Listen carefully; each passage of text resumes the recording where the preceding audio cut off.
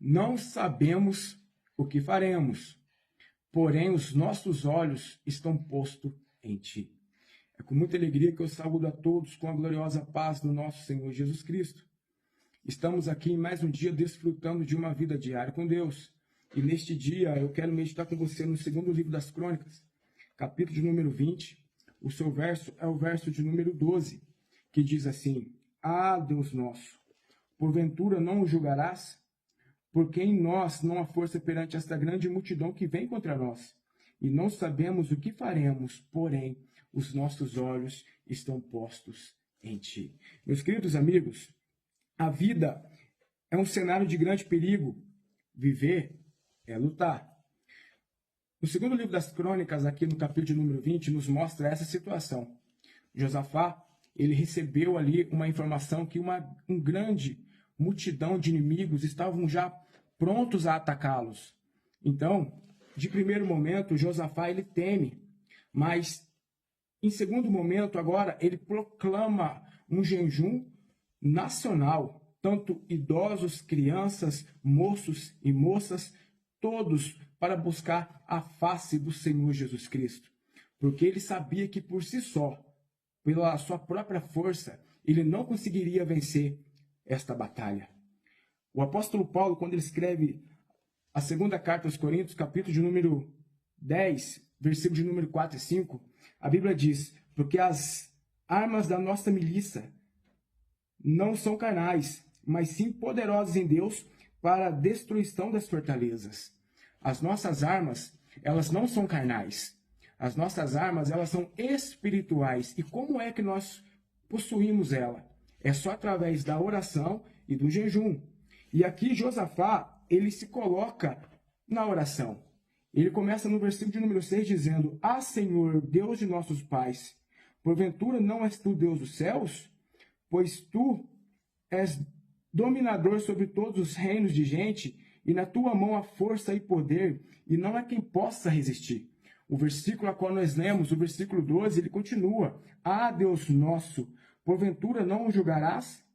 Porque em nós não há força perante esta grande multidão que vem contra nós, e não sabemos o que faremos, porém os nossos olhos estão postos em ti.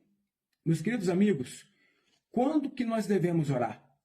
A Bíblia fala que nós temos que orar sem cessar. Claro, orar para agradecer, coisa que tem gente que não faz, né? Você já orou agradecendo a Deus pelo seu dia? Você já orou para agradecer pela sua vida, pela sua casa, pelo fôlego de vida, pela sua saúde? Se faz necessário orar. Só que nós precisamos orar também e aprender com Josafá que nós precisamos orar quando o inimigo nos ataca.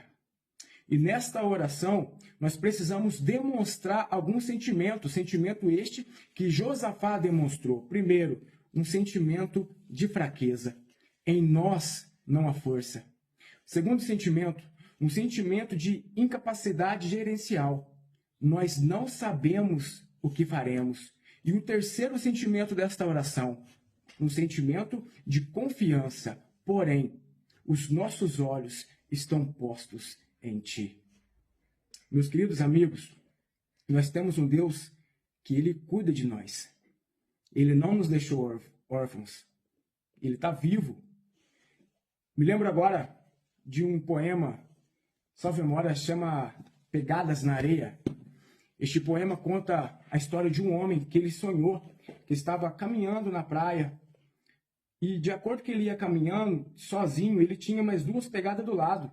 Então ele teve um discernimento que Deus caminhava com ele do lado. Na medida que ele ia sonhando, que ele ia andando, o sonho ia mudando. E daqui a pouco ele vai para o outro lado do sonho. E ele começa a andar num caminho muito perigoso, um caminho pedregoso, um caminho de dificuldade. Então ele olha para trás e ele não enxerga mais aquelas pegadas. Então ele faz um questionamento a Deus só, no sonho só. Quando eu mais precisei, o Senhor sumiu.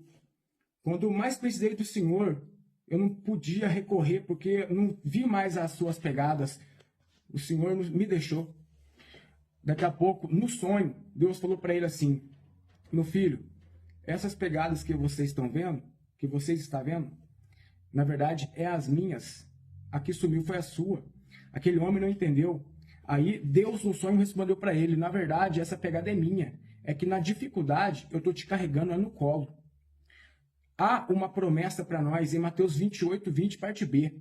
Eis que eu estou convosco todos os dias, até a consumação do século. Jesus, ele é o mesmo ontem, hoje e continuará em eternidade em eternidade. E nós precisamos, no meio da dificuldade, colocar os olhos em Deus. Senão, nós vamos parecer aqueles irmãos no caminho de Emaús.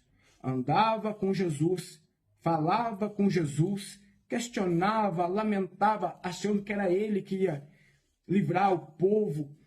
Só que eles não entenderam que ele estava falando com o próprio Jesus. O segredo na caminhada cristã é sempre olhar para Jesus. A Bíblia diz: aqueles que querem vir após mim, segue-me. E para seguir alguém, você tem que olhar para ele. A Bíblia diz, em Hebreus capítulo número 12, diz assim: portanto, nós também, que estamos rodeados de uma tão grande nuvem de testemunhas, deixemos de lado todo o embaraço e o pecado que tão de perto nos rodeiam, e corramos com paciência a carreira que nos está proposta. Versículo 2. Olhando para Jesus, autor e consumador da fé. Meus amigos e minhas amigas, não perca o foco. Olhe para Jesus. Olhe para Ele. Ele tem cuidado de nós, principalmente nos momentos de dificuldade. O deserto para o cristão é pedagógico, é para fortalecer, e Deus sabe o que faz. Eu agradeço essa rica oportunidade em nome de Jesus e que você possa ter um grande dia na presença dEle. Amém.